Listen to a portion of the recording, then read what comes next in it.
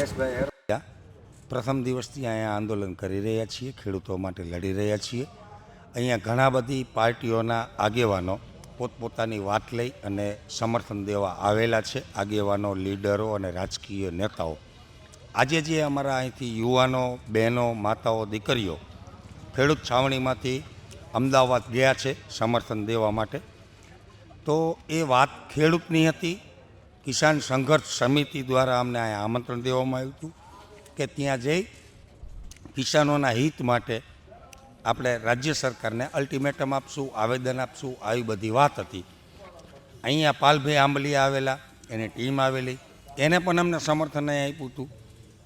તો એના સંદર્ભમાં અમારા યુવાનો અને આખી ટીમ ગામના અને આજુબાજુના ગામના બધા થઈને 100 થી 150 ટ્રેક્ટર કિસાન સંઘર્ષ સમિતિને સમર્થન દેવા માટે ગાંધીનગર જવા માટે કાલના નીકળેલા છે.